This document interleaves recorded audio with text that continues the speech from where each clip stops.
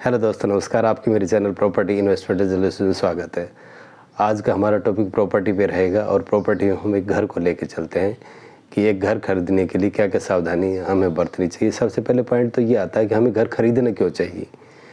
देखो, एक तरह से हम कह सकते हैं कि भाई इंडियन ट्रेडिशंस में हमें एक तरह से अपने घर में रहने की आदत है। मेरे कहने का मतलब है कि हम रेंट में कम बिलीव करते हैं और अगर हमारी खुद की प्रॉपर्टी है और उस पर हमारा खुद का बिल्टअप मकान है तो उसमें हमें ज़्यादा सुकून और शांति मिलती है।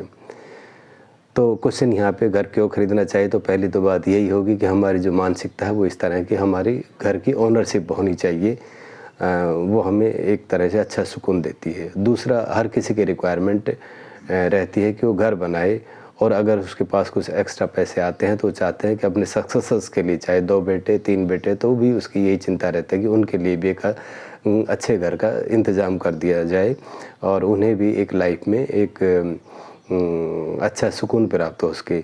नंबर तीसरा पॉइंट ये है कि भाई घर इसलिए भी ख़रीदना चाहिए कि कई बार क्या होता है कि भाई एक अच्छी अर्निंग हो जाती है और उस अर्निंग को हम कहाँ रखें। तो अगर हम उस अर्निंग को बैंक में रखते हैं तो इंटरेस्ट बहुत कम है। अगर इधर उधर कहीं पे देते हैं उसके एक तरह से मिसयूज़ कह लो या फिर रिटर्न के चांसेस कम रहते हैं। और सबसे अच्छी हम कह सकते हैं कि मनी पार्किंग की जगह भी एक लैंड ही है, चाहे हम उसको किसी भी फॉर्म में खरीदें, घर की फॉर्म में खरीदें, फार्म हाउस या भाई खेती की ज़मीन, जैसे तैसे भी हम जो भी चीज़ खरीदना चाहें तो लैंड एक ऐसी जगह है जहाँ पे हमारा मनी अच्छी तरह से पार्क हो सकता है। चौथा पॉइंट ये है कि हम भाई घर या एक तरह से ज़मीन क्यों खरीदते हैं, क्योंकि एक इन्वेस्टमेंट भी इसके पीछे एक अच्छा पर्पज़ है। लास्ट काफ़ी ईयर से देखते आ रहे हैं हम कि जितना ज़्यादा एप्रिसिएशंस ज़मीन में है उतना शायद किसी में भी नहीं है। कई बार एक तरह से अगर ऐसी जगह पे अगर आपने अगर कोई ज़मीन का टुकड़ा ले लिया कि जो लोकेशन अच्छी है और अगर आपका लक साथ दे गया तो आप ये समझिए कि वो आप ज़िंदगी में इतना ज़्यादा रिटर्न दे जाएगा जितना आप ज़िंदगी में कमा नहीं पाते।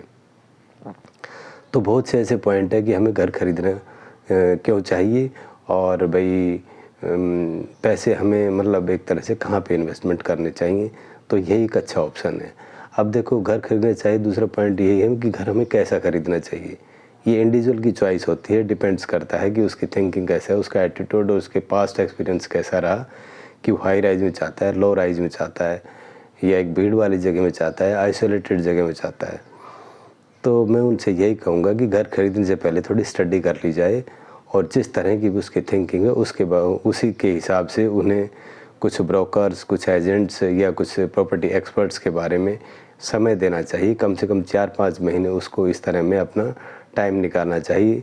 देखो, जो इन्वेस्ट करते हैं उनको तो चीज़ों की नॉलेज रहती है, किस तरह से पेपर चेक करते हैं, कहाँ पे इन्वेस्टमेंट करना चाहिए, कहाँ पे उनको अच्छा रिटर्न मिलेगा और कहाँ पे उनको पैसे लगाने चाहिए। लेकिन जहाँ तक एंड यूज़र है, स्पेशली एंड यूज़र नॉर्मली वही है जो एक तरह से या तो सैलरीड पर्सन है, जैसे गवर्नमेंट जॉब में है या भी प्राइवेट जॉब में है, और एक सैलरीड पर्सन है जो नॉर्मली छोटे टाउन से आते हैं या गाँव से आते हैं, एक बड़े शहर में सेटल होना चाहते हैं। उनकी थिंकिंग जनरली ये रहती है कि बच्चों को एजुकेशन वहाँ अच्छी मिले, मेडिकल फैसिलिटी अच्छी मिले और वहाँ पे जॉब की भी दिक्कत ना आए, इसलिए हर कोई चाहता है एक बड़े शहर में सेटल हो जाए तो ज़्यादा अच्छा रहे।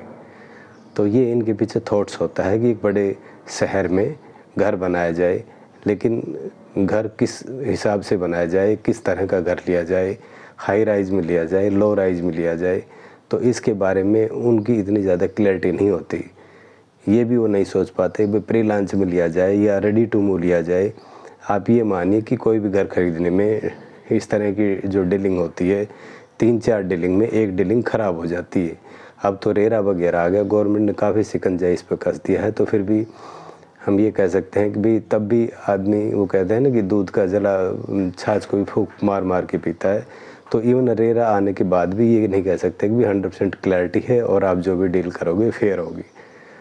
तो मेरा आपसे यही सजेशन है कि घर खरीदते समय या पैसा इन्वेस्टमेंट करते समय आप एक अच्छा टाइम दीजिए, अच्छे एक्सपर्ट से राय लीजिए और उसी हिसाब से आप अपने पैसों की इन्वेस्टमेंट कीजिए, क्योंकि एक मोटी रकम होती है। ज़िंदगी में घर 1 या 2 बार ही खरीदा जाता है। एक बार अगर आपका गलत मूव हो गया तो आप ज़िंदगी भर पछताते रहोगे और ये आप एक तरह से रिवर्ट बैक नहीं हो पाओगे।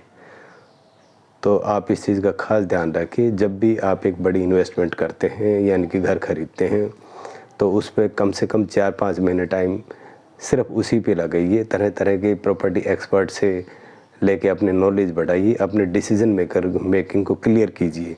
ऐसा ना हो खरीदने के बाद आपको रिग्रेट और एक बड़ा नुकसान उठाना पाए। एक बड़ा नुकसान से बचने के लिए आपको ये मेहनत करनी होगी और एक फेथफुल प्रॉपर्टी एक्सपर्ट को आपको ढूंढना ही होगा। और ऐसी बात नहीं है कि लगभग सभी प्रॉपर्टी डीलर ख़राब होते हैं या अच्छे होते हैं, हर तरह के लोग मार्केट में होते हैं, लेकिन उनका ध्येय यही रहता है कि जैसे तैसे अपने क्लाइंट को उलझाए अपना प्रॉफिट निकालें। लेकिन जब मार्केट में आप अपना टाइम दोगे, यू विल अंडरस्टैंड कि कहाँ पे अच्छे एक्सपर्ट और सही सलाह देने वाले हैं और आपकी एक डिसीजन मेकिंग क्लैरिटी होगी, सो दैट आप अपना पैसा इन्वेस्ट कर सकते हैं और अपने घर खरीद सकते हैं। Thank you very much. आज का मेरा वीडियो इतना ही है।